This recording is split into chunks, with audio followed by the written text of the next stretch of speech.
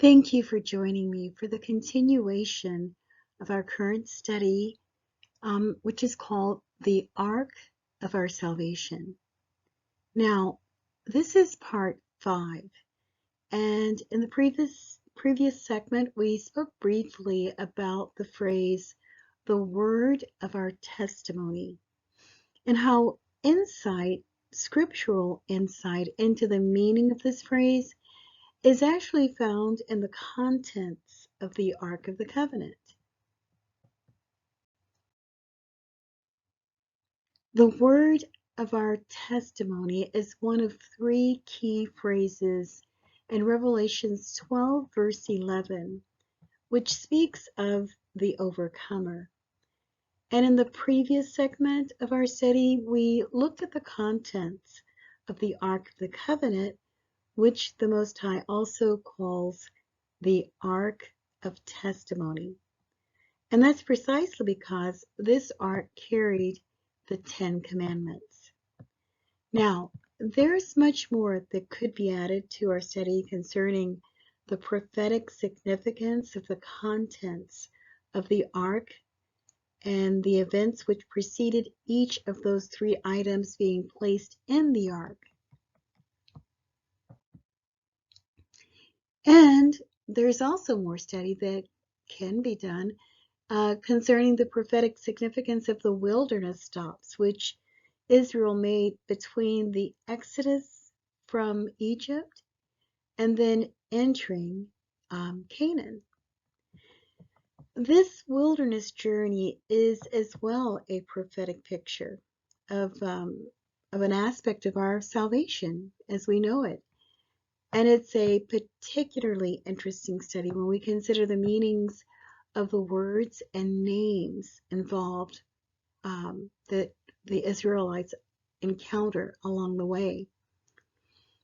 But just a brief example would be, for example, the place that was a part of their journey and was called the Wilderness of Sin. The Wilderness of Sin we see in Exodus 16, verse 1.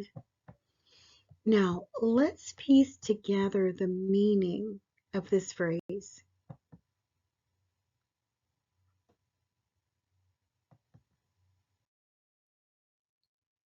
Okay, so as we can see on the left side of the slide, the word wilderness is Strong's number H4057, and it's the Hebrew word midbar.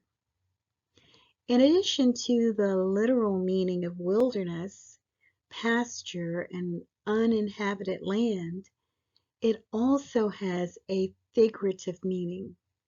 The figurative meaning of that word that's translated as wilderness in English is mouth, as in the case of a mouth being an organ of speech. And we can see that at the bottom of the list of meanings, right there on the left side of the slide. Now, the interesting thing is that the root word for midbar is dabar, and that's H1696, as seen on the right side of the slide. Now, knowing that the word translated as wilderness comes from a root word, which means to speak, helps us to understand and not discount the significance of the figurative meaning of wilderness. Because the figurative meaning of wilderness, again, is mouth as in an organ of speech. Also, as we can see right away, midbar and dabar both have the word bar in it. And in Hebrew, the word bar means son, S-O-N. Now, all of mankind is born into the lineage of the first Adam, and therefore we are all, by virtue of our first birth, sons of man or sons of mankind, which is not a phrase which makes reference to gender, but rather makes reference to our being of the lineage of the first Adam according to the flesh. And there is a place that Israel traveled to in the wilderness, which was called the wilderness of sin. But that word sin there is another word other than the word that we are most familiar with. The more commonly used word sin, which means to transgress the law of the Most High or to miss the mark. And as we can see, to the right of this slide is the word sin, that means to miss the mark. And it is a different word.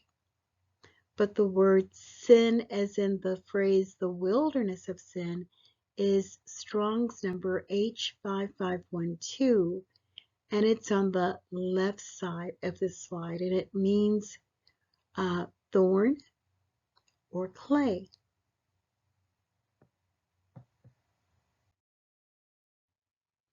And so when we put together the meanings of the two words, midbar, which literally means wilderness and figuratively means mouth, is an organ of speech, and the word sin, meaning thorn or clay, what we see in this phrase is a description. It's a description of the fleshly behavior of the Israelites. And if the truth be told, the fleshly behavior of babes in Messiah as we are first born again, or as we suffer with strongholds of the flesh. Now, in the wilderness experience, the Israelites complained, doubted, expressed fear. And we see this in incidents such as the incident that resulted in the provision of manna and the serpent on the stake. Also, they questioned the Most High's delegated authority in the persons of Moses and Aaron. And they sought to make Elohim, or God, a work of their own hands, and were assisted in doing so by Aaron with the forming of the golden calf. Therefore, this generation died in the wilderness, and their children entered the promised land, and these events were recorded as an illustration of this principle for us to learn from. And so, on this side of the death, burial, and resurrection, 1 Corinthians 6 verses 9 to 20 says that unrighteousness will not inherit the kingdom. And therefore we must die to these deeds of the flesh and live to the new nature, so that we may indeed inherit the promises. In the last segment, we spoke about how when Messiah was being crucified, the crown of thorns that was placed on his head was actually our crown of thorns. Because when we are first born again, our spirit is changed in an instant. However, it's a matter of process that Messiah is formed in us. Philippians 2:5 says, "Let this mind be in you, which was also in Messiah." End of quote. And so sanctification is a process where the soil of our hearts is cultivated so as to make it good ground in receiving the unadulterated seed of the word of the Most High, so that we may indeed bear the fruitfulness of righteousness.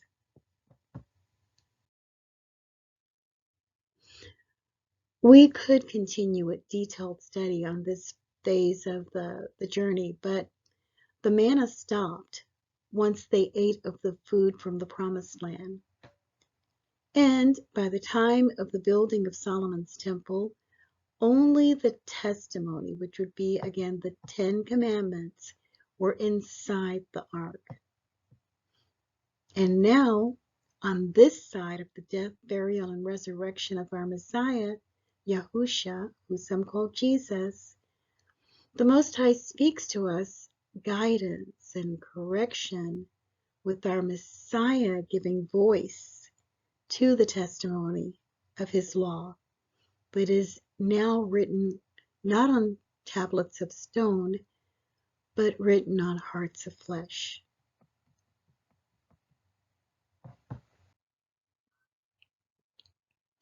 Romans 12 verses 1 to 2. And so, dear brothers and sisters, I plead with you to give your bodies to Elohim because of all he has done for us. Let him be a living and holy or set apart sacrifice, the kind he will find acceptable. This is truly the way to worship him. Don't copy the behavior and customs of this world, but let Elohim transform you into a new person by changing the way you think. Then you will learn to know Elohim's will for you, which is good and pleasing and perfect. End of quote. And as we can see from the last 3 words in this passage, it is a progression of growth that comes by means of the journey. And it's during the course of the journey that we're learning to hear and obey the voice of the word of the Most High. The spiritual growth is spoken of with the word transform. Now, let's look at that word transform in another verse, because let's look at Matthew 17 verses 1 to 3 for some more insight into this word transform.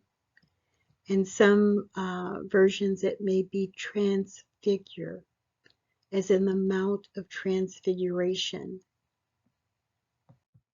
But in any case, it's the same word that is being translated. Okay, so Matthew 17 verses 1 to 3. 6 days later, Yahusha took Peter and the 2 brothers, James and John, and led them up a high mountain to be alone. As the men watched, Yahusha, or Jesus, his appearance was transformed or transfigured, so that his face shone like the sun, S-U-N, and his clothes became as white as light. Suddenly, Moses and Elijah appeared and began talking with Yahusha. End of quote. Okay, so the word transform in both Matthew 17 verses 1 to 3 and Romans 12 verses 1 to 2 is Strong's number G3339. And it brings to mind our key verse for our study, which is Revelations 12 verse 11.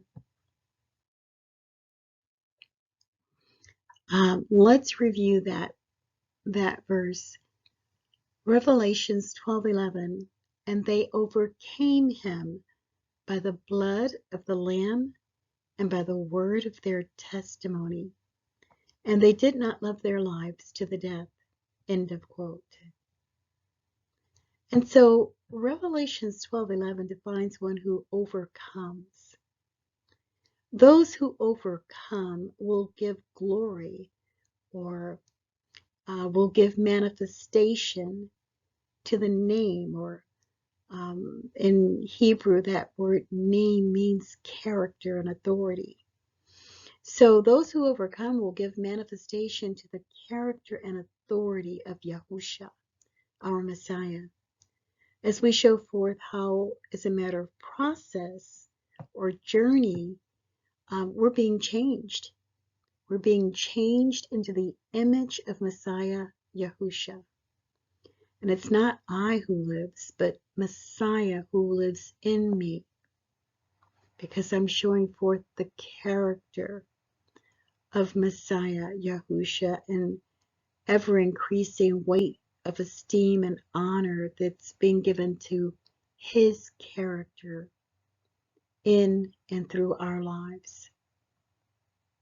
And so the word of our testimony within us is the living word of the Most High speaking to us, and then through us giving glory or giving esteem, not to us, but to his name made manifest in us.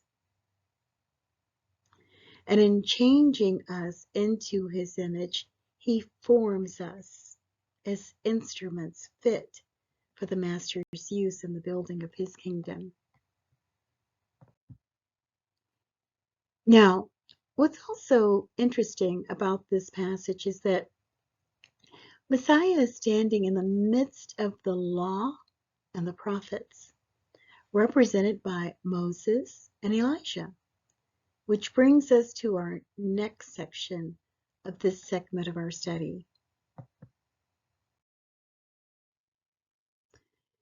The next section of our study has to do with the law, or in Hebrew, the word is Torah.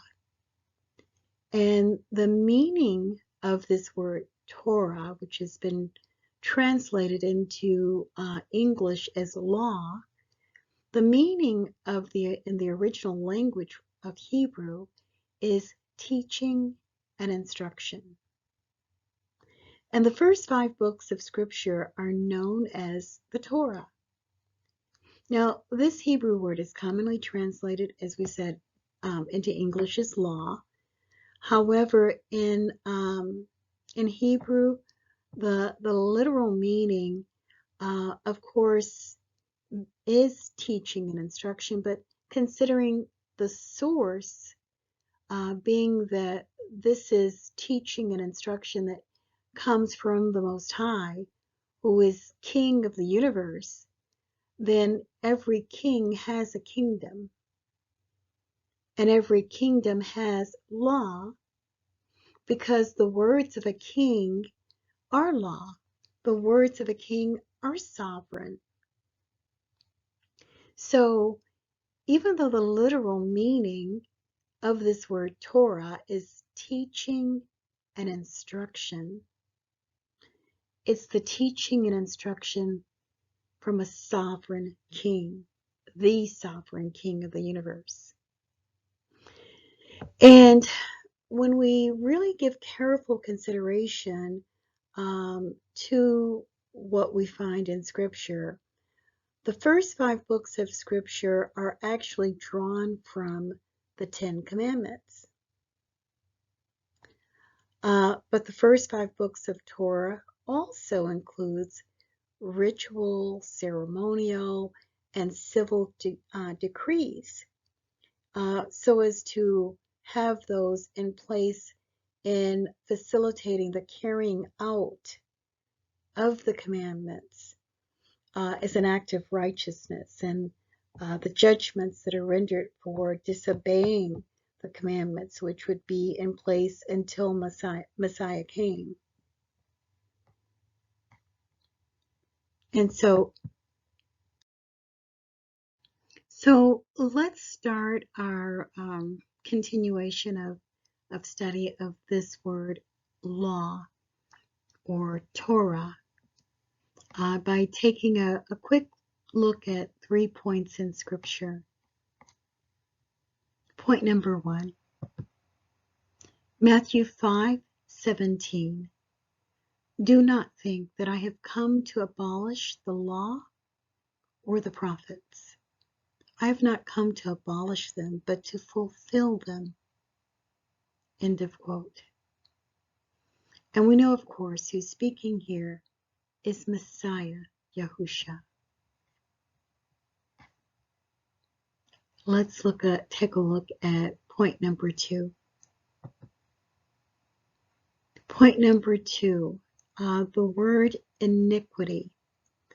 The word iniquity appears a total of 245 times in the Bible, both Old and New Testament. And in the Hebrew, the word is H5771, which is a noun, which means perversity.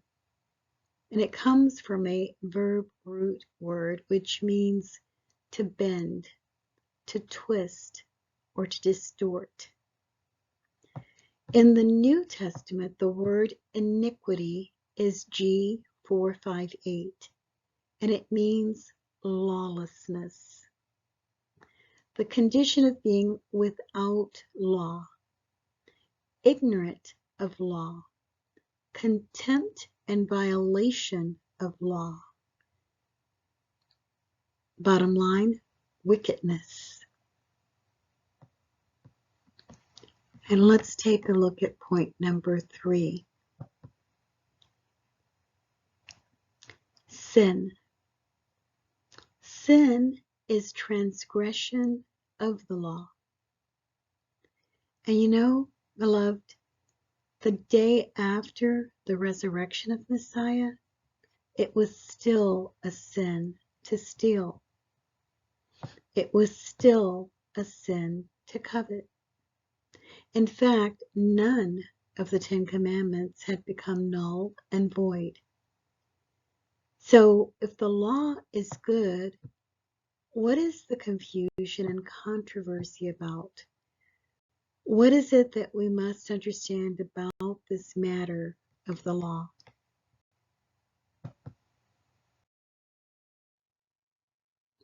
And the answer to that question lies in having a correct understanding of the difference between being under the law versus under grace, and how being under grace does not make the law null and void. And that's what we're going to be talking about in our next segment. Hen, o shalom mishpachah, favor and peace, family. Please join us for the next segment of our study as we continue to take a look at this matter of the Ark of Our Salvation. And we're going into giving discussion to the law and the difference between being under the law versus being under grace. And exactly what does that mean? Well, I hope that you're going to be joining in on the next segment, and I do look forward to your questions and comments in the comment section below the video. And so until then, grace and peace.